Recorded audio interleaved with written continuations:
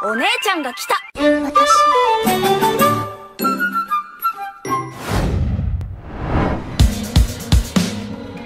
Well teman-teman, gimana dengan episode kali ini? Kita tentunya cukup dikejutkan dengan munculnya beberapa adegan atau cerita tambahan baru. Dari mulai perseteruan Ichibe dan Yuhava di masa lalu, kekuatan Almighty Yuhava yang disegel saat itu, tanda tanya Ichigo terkait Soul King yang bisa digantikan, aksi tentara kerajaan melawan pasukan soldat, sampai adanya perbedaan adegan ketika Yuhava keluar dari sangkar kayu milik Kiryu. Semua adegan baru yang dimunculkan di sini seolah merujuk dengan apa yang terjadi di dalam novel Can Fear Your Own World, terutama ketika Yuhava menyebut bahwa dulunya ketiga dunia utama adalah satu kesatuan. Ini tentunya akan membuat jalan cerita peperangan melawan Quincy ke depan semakin menarik, mengingat adegan-adegan baru yang dimunculkan selama ini sedikit demi sedikit sudah mulai menguak misteri terkait sejarah dunia. Kemudian berbicara mengenai animasinya, di sini kita disajikan dengan nuansa dan visual yang berbeda. Jika sebelumnya nuansa yang diperlihatkan cukup mencekam dengan latar berwarna merah gelap, sekarang nuansanya terlihat sangat fresh dengan latar berwarna biru cerah. Adegan pertarungan yang disajikan pun semakin terlihat keren, baik dari segi pencahayaan, warna maupun musik yang mengiringinya mampu mengemas pertarungan epik antara Divisional melawan para Shusdavol. Dan satu lagi yang ingin kusampaikan, kabarnya episode 25 dan 26 akan ditayangkan secara bersamaan di minggu depan. Jadinya siap-siap saja untuk menikmati tayangan terakhir core kedua dengan durasi hampir 1 jam. So, teman-teman, tanpa menunggu waktu lama, mari langsung saja kita masuk ke dalam breakdown anime Bleach Arc Thousand Year Blood War.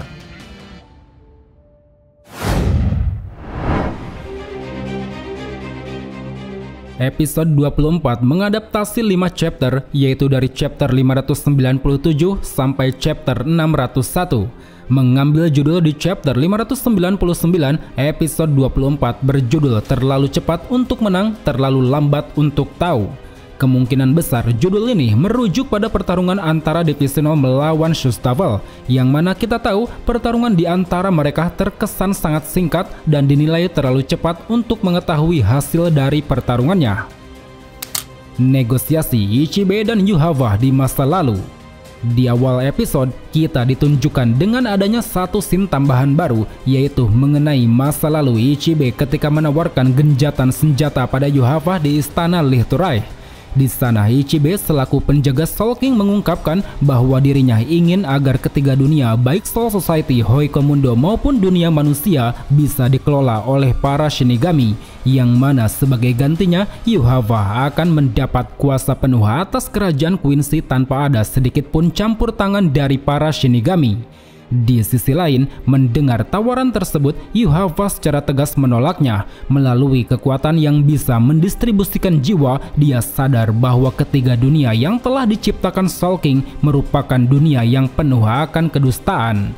Hal itu semata-mata didasarkan pada apa yang diresahkan oleh Yuhava, baik itu tanda tanya terkait siapa yang memutuskan untuk mengubah dunia satu menjadi 3, siapa yang telah memisahkan antara kehidupan dan kematian, serta siapa dalang yang telah membawa rasa takut, kesedihan, dan kebencian pada kematian. Maka dari itu, demi mendapatkan kembali kedamaian yang abadi, Yuhava pun menunjukkan pertentangan terhadap sistem ketiga dunia, yang mana dari sanalah baik Yuhava maupun Ichibe mulai saling menyerang satu sama lain. Dimulai dari Quincy wanita yang melepaskan tembakan Reishi pada Ichibe, Ichibe yang mampu menahan sekaligus membalikkan serangannya, Ichibe yang mengeluarkan tangan kiri Soul King yaitu Pernida, Yuhava yang seketika melihat masa lalu Soul King, Yuhava yang menunjukkan kemarahan atas tindakan hina para Shinigami terhadap Soul King di masa lalu, Yuhava yang mengaktifkan Almighty kemudian berniat merebut Pernida, Ichibe yang dengan sigap menggunakan Pernida untuk menyegel Almighty Yuhava, Yuhava yang seketika kehilangan kekuatan The Almighty, Ichibe yang langsung pergi dengan mengatakan bahwa Almighty Yuhava akan tidur selamanya, serta terakhir awal mula Yuhava yang berambisi untuk menggulingkan Soul King demi menciptakan dunia satu seperti semula. Melihat banyaknya rentetan adegan baru yang ditampilkan, tentu sangat menarik untuk kita bedah. Pertama yang ingin kusorot di sini yaitu latar tempat dan waktu kejadian. Jika merujuk pada kerajaannya yang masih Lichterei, bisa dipastikan bahwa waktu kejadiannya sebelum Yuhava berperang melawan Yamamoto 1000 tahun silam, yang mana itu artinya kerajaan ini bukan berada di dimensi bayangan, melainkan berada di dunia nyata. Karena seperti yang kita tahu, selepas kekalahannya melawan Yamamoto 1000 tahun lalu, Yuhava mengasingkan keberadaannya di dimensi bayangan, dan dari sanalah dia lalu mengganti nama kerajaan dari Lichterei menjadi Vandenrei.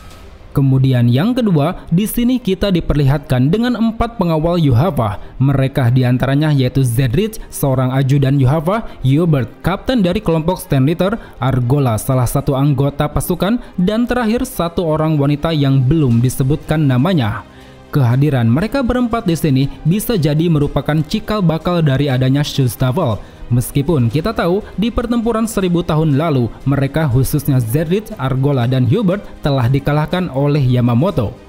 Lalu yang ketiga, hal menarik lainnya yaitu ketika Ichibe mengeluarkan tangan kanan untuk menghalau dan membalikkan serangan. Sekilas mungkin kita melihatnya seperti tangan kanan Soul King alias Mimihagi, tapi setelah kucermati ini seperti gerakan Ichibe yang tengah menggunakan kuas Ichimonji.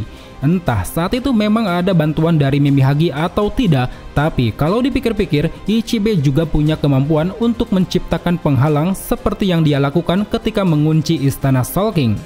Selanjutnya, salah satu hal yang paling menarik yaitu pada saat Ichibe menggunakan tangan kiri Soul King alias Pernida. Aku merasa di sini Ichibe dengan sengaja menanamkan entitas Pernida ke dalam tubuh Yuhava, yang mana itu bertujuan agar bisa menyegel kekuatan Almighty dengan menjadikan Pernida sebagai pembatas. Karena itulah seusai bentrokan terjadi, Ichibe masih terlihat santai. Dia bahkan mengatakan bahwa dirinya tidak mungkin membiarkan tangan Soul King dirampas dengan mudah. Jadi berdasarkan itulah, mengingat saat ini Pernida telah menjadi pasukan elitnya, ada satu kemungkinan bahwa tanpa Ichibe sadari, Yuhava berhasil menjinakkan Pernida untuk menjadi sekutunya. Terlebih dikarenakan itu pula, dalam prosesnya Yuhava yang tidak bisa menggunakan kekuatan Almighty harus kalah di pertempuran melawan Yamamoto pada 1000 tahun silam. Entah bagaimana caranya Yuhava bisa mendapatkan kembali kekuatan Almighty, kemungkinan besar jawaban itu akan muncul pada episode yang akan datang. Terakhir, satu lagi yang ingin kusorot di sini yaitu penampakan Almighty yang hanya memunculkan 2 pupil mata.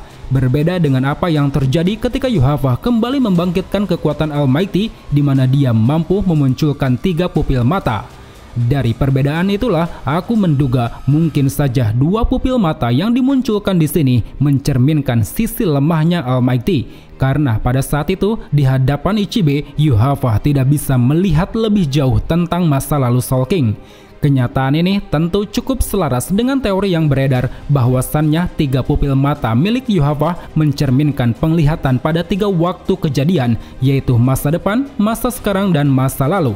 Itulah kenapa cukup masuk akal jika Yuhava yang hanya memunculkan 2 pupil mata tidak bisa melihat lebih jauh masa lalu. Apalagi sisi lemahnya ini juga disinggung oleh Ichibe. Dia mengatakan bahwa Almighty Yuhava tidak jauh lebih kuat bila dibanding dengan milik Soul King. Kemungkinan besar ini juga ada kaitannya dengan jumlah pupil mata, di mana kita tahu Soul King memiliki 4 pupil mata. Terlepas dari banyaknya hal-hal yang masih menjadi tanda tanya, setidaknya di sini kita bisa mendapatkan beberapa fakta yang menarik, seperti Ichibe yang telah mencoba bernegosiasi untuk berdamai dengan Quincy, kekuatan Almighty Yuhava yang disegel oleh Ichibe menggunakan tangan kiri Soul King, Yuhava yang tidak terima jika Soul King yang dia anggap ayahnya menjadi tumbal bagi dunia, dan juga awal mula ambisi besar Yuhava yang ingin mengembalikan dunia seperti semula. Senjumaru versus Nyanzol Wezol. Beralih ke masa sekarang, tepatnya di istana Soul King, terlihat Yuhava tengah meratapi nasib tragis Soul King yang dianggapnya sebagai sosok ayah.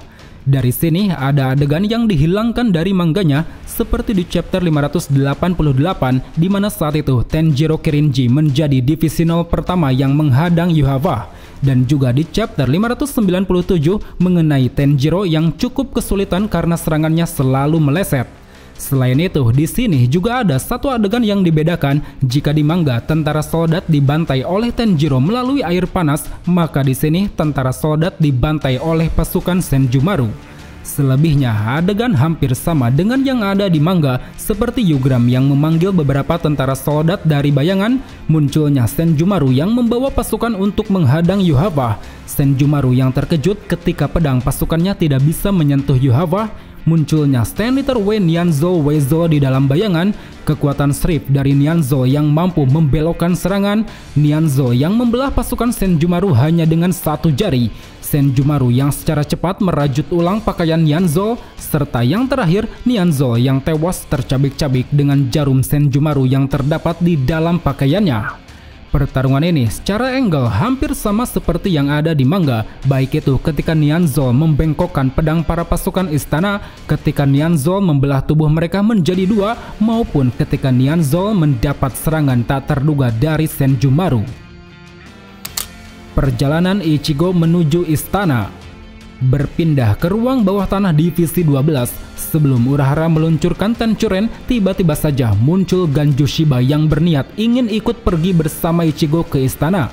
Adegan yang ditampilkan di sini sesuai dengan manga chapter 598, baik itu Ichigo yang memperingatkan Ganju jika perjalanan ini sangat berbahaya, Ganju yang bersikeras karena ingin membantu mengalahkan para Quincy, Urahara yang mulai mengoperasikan Tenchuren, dan terakhir meluncurnya Tenchuren menuju istana Soul King.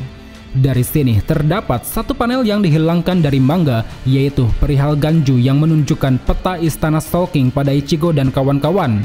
Di samping itu, ada juga beberapa shot yang ditambahkan seperti Tenchuren yang meluncur dengan tidak teratur, respon yang penuh harapan dari Kuchiki Byakuya, respon terkejut dari Renji, Rukia, dan Busby, respon penuh kegelisahan dari Robert Ekiltron, respon dari Nanao, Okikiba, dan Komandan Shunsui Kyoraku, serta terakhir kritikan dari Mayuri yang menyebut jika cara terbang Tenchuren ciptaan dirinya dan Urahara adalah yang terburuk dari yang terburuk.